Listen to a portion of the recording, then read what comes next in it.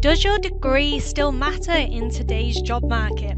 This week, we're joined by Justine Storey, career coach from 𝗲𝗲𝗆𝗀𝗃 Consulting, to unpack a growing shift in hiring, the move away from the traditional degree-based recruitment towards a bit more of a skill-first approach, with 64% of HR leaders saying a degree no longer guarantees job readiness. What does this actually mean for candidates, employers, and the future of our workforce? Also on today's show, the true cost of commuting. Why is flexibility back on the agenda? And lastly, we are going to look at 3 new top candidates that are ready to work across New Zealand.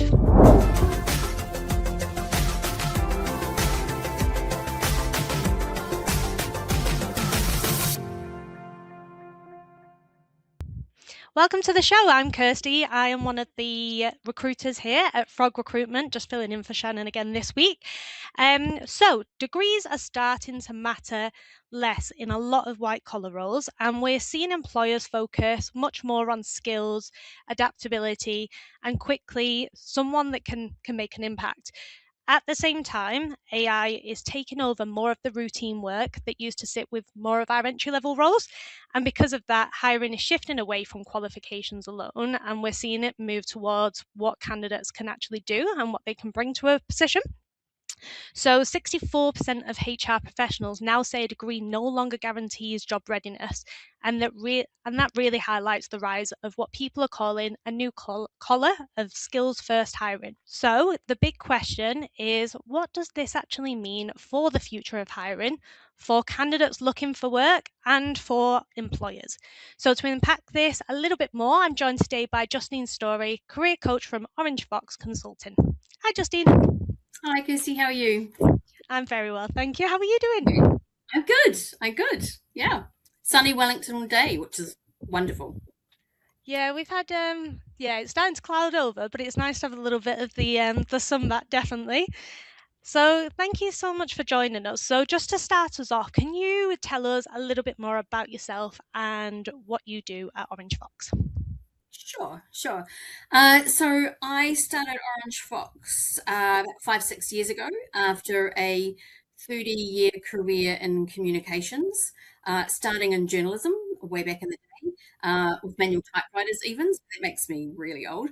But I guess I have, throughout my career, kind of done exactly this, used my skills and skills-based kind of career focus to kind of develop myself and my career. And I got to the point where after 3 decades, I was like, okay, there needs to be something else. And I was at a bit of a loss, kind of not really sure where I wanted to go. And I figured actually there's lots of other people out there doing exactly this. So that's where I started the career coaching. I focus very much on kind of people transitioning, whether they want to transition or whether they are being forced to transition, but really getting people to focus in on the skills that they want to be doing and how they can build a career around that. So this is something very personal and very something I'm really passionate about. Brilliant. So I know I mentioned earlier around the fact that 64% of HR leaders are saying that the degree is no longer guarantees us that job readiness for candidates. Why do you think we're seeing this shift now, after so many years of degrees being a bit of a default requirement? Yeah, sure. It's a really interesting stat. And I think technology and the change, the pace of change in technology definitely has a driver, as it has a driver along amongst a lot of things that are happening with our careers. But I also think the economy also means that companies are wanting people to come in job ready, and they're also wanting to utilize their talent base within their company much better. So all this kind of leads to having the right skills across your organization. I also think there's some kind of there's some changes around our drive for fractional working, how younger generations are kind of wanting different things from their employment. Careers are no longer a lifelong thing, and haven't been for a while now, I guess. But globally, I think certainly over the last kind of 5 to 10 years, we've really realized how we need to be able to pivot and pivot fast. And so skills within an organization are really vital to that. Yeah, definitely. What do you, so I know you touched on a couple of things there. So what do you see as being the biggest driver behind that change? Is it the AI disruption, productivity pressures, if I can say that, or maybe like frustration around the graduates not being job ready, or is it a mix of all three? Yeah, it's probably a mix of all three, to be honest. I don't know that we can pinpoint it to any one thing. I think we like to blame technology. And I think technology has certainly driven one thing in that because it is changing so fast, that more kind of long-term formal education is struggling to keep up with that. And so particularly in that sector, it really that kind of short, self-driven learning is really important. And I want to be clear that we're not saying no to degrees. Degrees are still really important. So, I don't want universities hunting me down. Degrees are still really important. It's just, I think when we're looking to hire and having the best teams available within our organizations, a degree is just one part of it. And I think what we're doing is actually just kind of broadening this out for ourselves. So as human beings, we like to be able to put things in boxes, and degrees has been a really nice, easy box for us to select people on. But that also means that we could be potentially missing out on some really great candidates who are going to add real value to our organization. So, so I think there's kind of a number of things, but definitely AI or technology in general, global economy, and we've had some pretty big, significant global events. Still are. Oh, really? Hadn't noticed. Brilliant. And then when employers are talking about skill first hiring, what does it look like in practice, both from a job seeker's point of view, but also from an employer's perspective? Yeah. So I think, and I talk a lot with my clients around this. So figuring out what are the skills that you've got, and not just in your current job, but all the skills that you're going to bring to an organization. You might not have a leadership position within your company, but you might be the captain of your sports team. So you've got leadership in your skill set. So it's that kind of thing. So thinking broader than just the work you do and thinking about all the skills that you're bringing. And then it's about being able to demonstrate the outcomes. So employers really want to be able to see that you can put these skills into practice and that you're going to get good results for them. So, and I think that's part of the kind of move away from the degree. Knowledge is great. Knowledge is wonderful, but we want to be able to hit the ground running where we can, and be able to, be a valued member of a team as soon as possible. So have a think about your own skills, where you are upskilling yourself, because while a degree might not be a thing, there are lots of ways of still getting certifications, learning. There's community colleges and technical schools and all sorts of other ways that we can grow and develop our skills.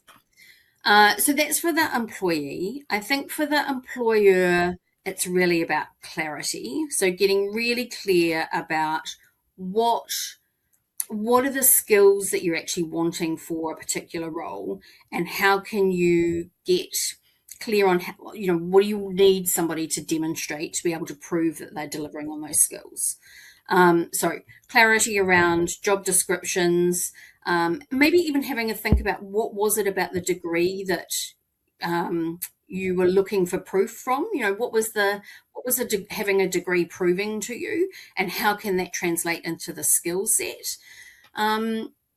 I also think there's an element of the interview process. So right from the screening candidates, so having a look at your own processes, you'll need to think about getting really clear about how you value and remunerate your employees, because that's a key part of that.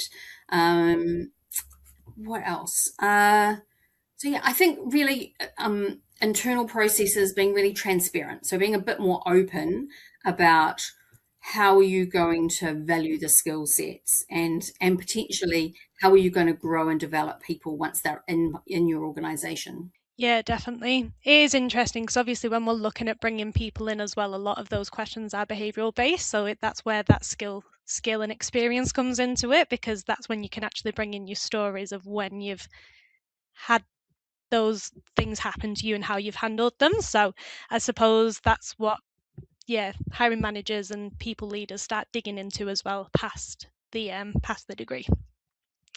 I was just going to add to that. So it also means that if you are looking to change industry or you are looking to change career, that actually it's the skills that you're bringing, not necessarily the industry knowledge, that's important. So again, you can demonstrate leadership even though you might not have had leadership, in your title. And so it kind of gets rid of the titles and focuses more on what is it that you're actually bringing, which is exciting, I think. Yeah, definitely. I agree.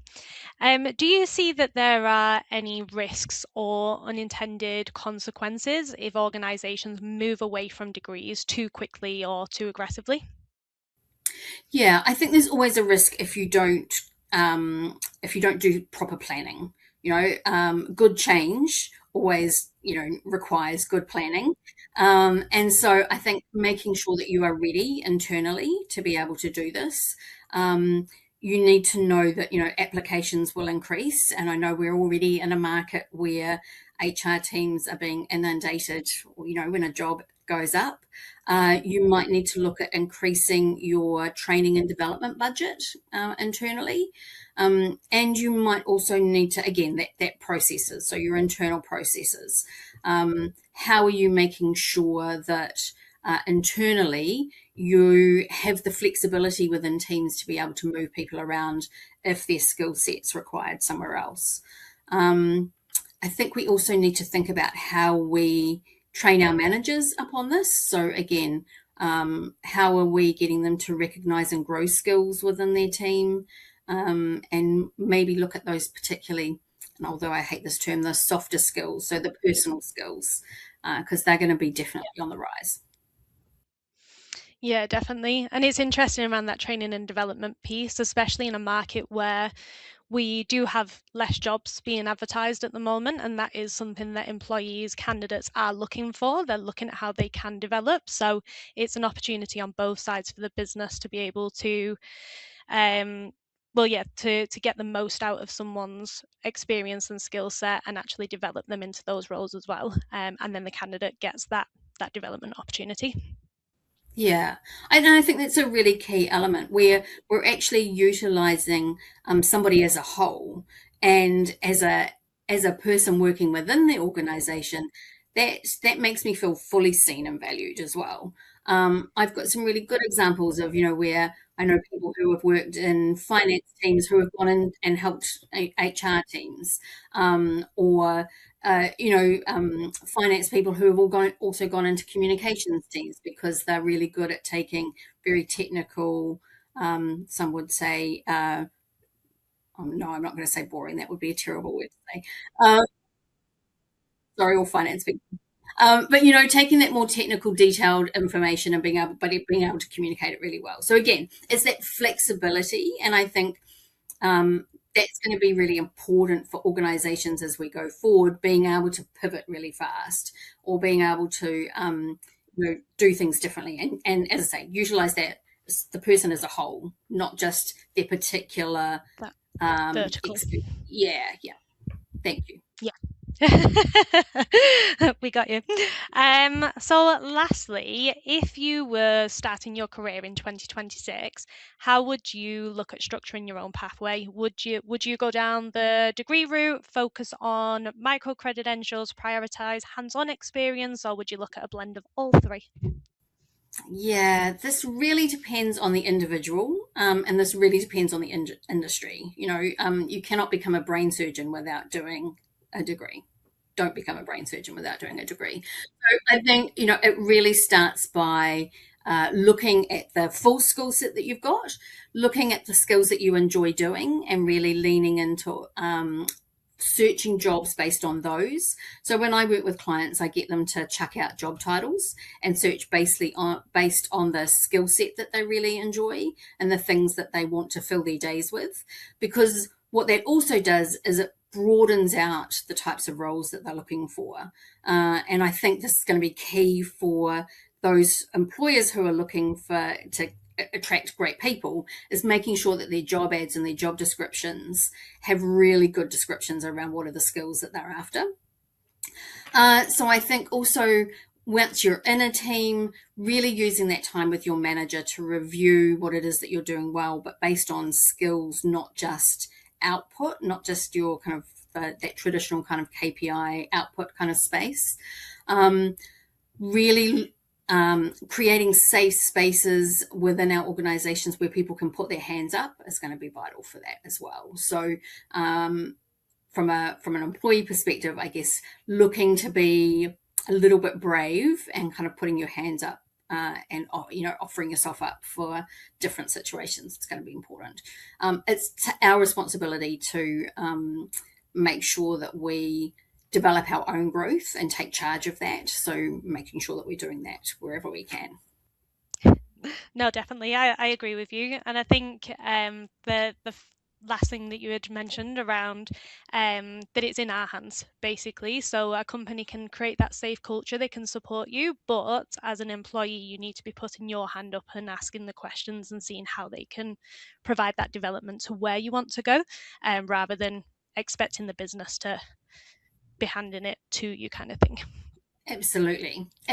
And I know we love or hate the annual review.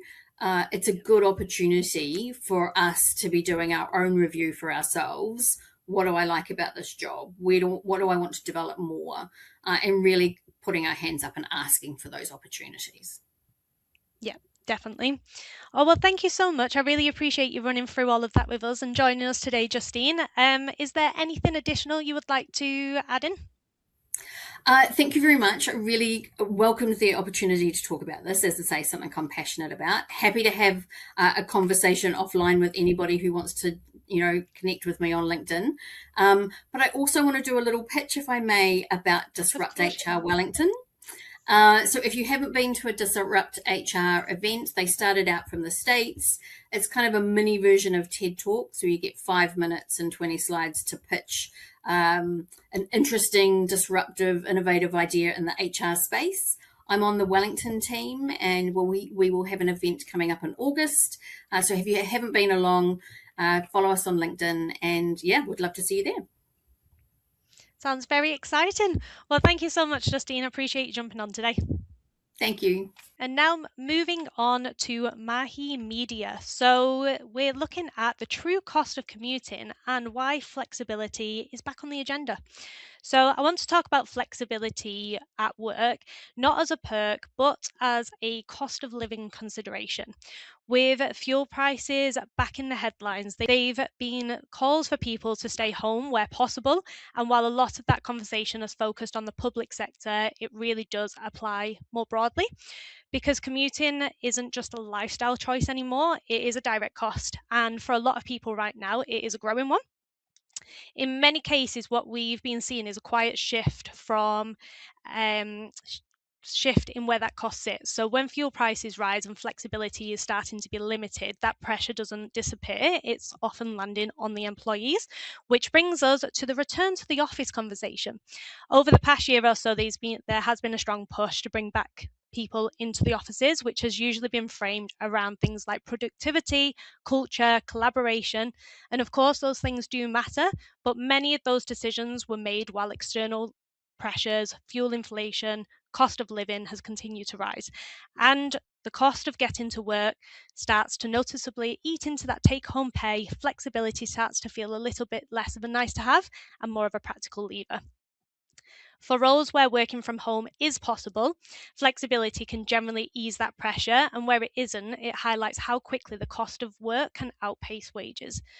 What we're seeing from organisations is not a reversal, it's just an adjustment to the times that we're in right now. So we are starting to see a little bit more around that hybrid days, flexible start times, just a bit more discretion across those things. So it's not a blanket policy change, but just a response to what people are dealing with at the moment.